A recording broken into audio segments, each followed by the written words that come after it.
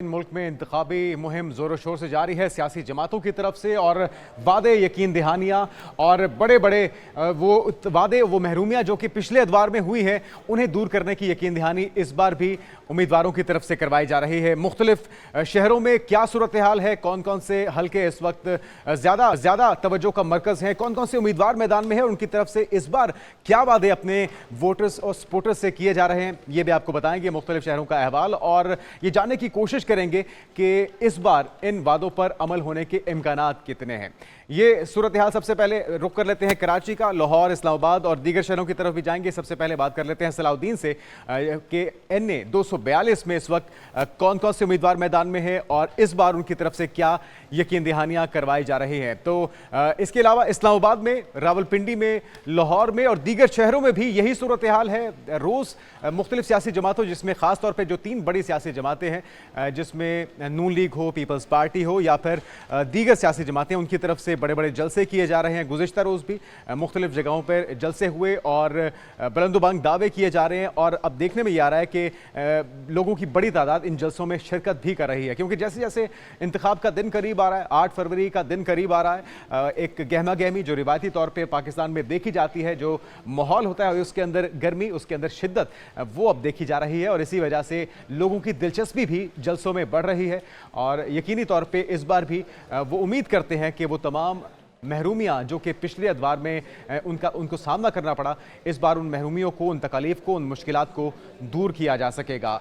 तो हल्कों में इस वक्त क्या सूरत हाल है? जगह जगह आप देख तो रहे हैं कि मसाइल के अंबार हैं, चाहे वो सीवरेज के मसाइल हों, सड़कों की टूट फूट के मसाइल हों, सेहत से मुतल्लिक हों मसाइल या बच्चों की तालीम से मुतल्लिक मसाइल हों, ये सारे मसाइल दरीना मसाइल हैं और हर बार ये वादे किए जाते हैं कि इनको दूर किया जाएगा, लेकिन हर बार मुख्तलिफ उज़्र पेश किए जाते हैं, मुख्तलिफ तर्जीहात पेश की जाती हैं, फ़ंड ना मिलने का शिकवा किया जाता है, विफाक सूबों पे और सूबे विफाक पे मलबा डालते हैं और जिम्मेदारी कोई भी कबूल नहीं करता। लेकिन 2024 के इंतखाबात की ख़ास बात यह है कि इस बार लोगों के अंदर अवेयरनेस, लोगों के अंदर शऊर पहले से ज़्यादा बढ़ चुका है और इस बार उन्हें चकमा देना शायद इतना आसान ना हो जितना माजी में रहा है। तो ये तवक्को की जा रही है कि इस बार लोग उसी नुमाइंदे को चुनेंगे जिस पे वो यकीन करते हैं कि वो तमाम मुश्किलात का और मसाइल का हल तलाश कर पाएगा और उन तकालीफ का अजाला कर पाएगा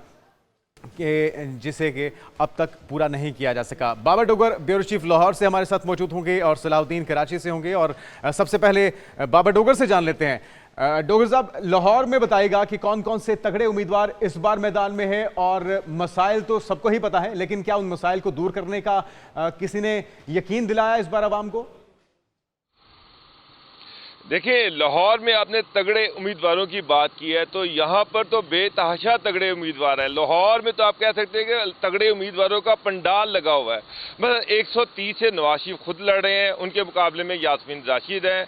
अगर आप 127 की बात करें तो वहाँ पर बिलावल भुट्टो जरदारी पहली मरतबा लाहौर से इलेक्शन लड़ रहे हैं, उनके मुकाबले में अता तारर है। मरियम नवाज जो है वो 118 से लड़ रही हैं, हमजा शहबाज 119 से लड़ रही हैं, हमजा शहबाज जो है वो एक हल्का 117 से लड़ रहे हैं, शहबाज शरीफ जो है वो हल्का 123 से लड़ रहे हैं।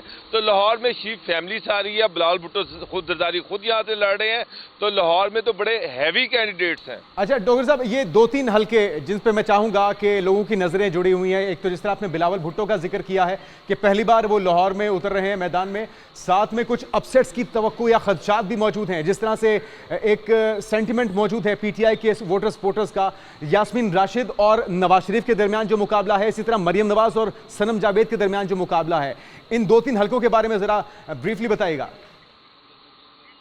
देखिए, आप हल्का 127 की बात करें जहां से बिलावल भुट्टो जरदारी जो है वो पार्टी के तीर के निशान पर लड़ रहे हैं। उनके मुकाबले में नून लीग के अताउल्लाह तारड़ हैं जो अपने सियासी सफर का पहली मरतबा यहां से वो आगाज कर रहे हैं, पहला MNA का इलेक्शन है। जबकि PTI के हमारे याफ्ता जो कैंडिडेट हैं वो जहीर अब्बास खोखर हैं। अगर बिलावल भुट्टो जरदारी की बात करें, उनके बेतहाशा बैनर्स हैं, बेतहाशा ऑफिस हैं, लेकिन डोर टू डोर जो कैंपेन है वो लैग कर रहे हैं। बिलावल हल्के में है नहीं है, कमेटियां बनाई हुई हैं, कमेटियों के जरिए से पूरी कैंपेन चलाई जा रही है, तो वो कोई कैंपेन इतनी खास नहीं है। बिलावल खुद भी उससे सेटिस्फाई नहीं है।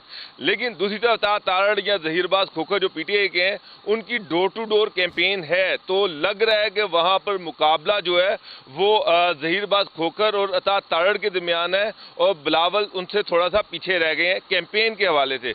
बाकी इलेक्शन वाले दिन की जो मैनेजमेंट बेहतर करेगा वो इलेक्शन ले जाएगा। जहां तक बात की आपने हल्का 130 की, जहां नवाज शरीफ और यास्मीन राशिद आमने सामने हैं, अगर मैं आपको बताऊं कि 1985 से लेके 2018 तक नून लीग इस हल्के में नाकाबिले शिकस्त रही है। अगर आप ये कहें कि लाहौर में अगर नून लीग का कोई गढ़ है तो वो हल्का 130 है, जिसमें ग्वाल मंडी है, सारा अंदरून शहर है, कृष्ण नगर, इस्लामपुरा, और यहाँ पर बहुत सारे जो तरक्याती मंसूबे हैं। ऑरेंज लाइन यहाँ से गुजरती है, मेट्रो लाइन इसी हल्के से गुजरती है, दाता दरबार की दाता नगरी भी यही हल्का है। तो यहाँ से जो लग रहा है, बल यास्मीन राशिद जो है वो कैद में है, उनकी जो कैंपेन है वो कोई इतनी इफेक्टिव नहीं है। तो असल चीज जो होती है वो इलेक्शन वाले दिन की इलेक्शन मैनेजमेंट है, जो कि यास्मीन राशिद जो पीटीआई की कैंडिडेट है उस तरफ से ये नजर नहीं आ रही कि वहां पर कोई खास इलेक्शन डे की मैनेजमेंट हो। जबकि नवाज शरीफ की कैंपेन इफेक्टिव है, मरियम नवाज उनकी कैंपेन चला रही हैं, उसके बाद नवाज शरीफ ने खुद भी हल्के में 2-4 दफा गए हैं।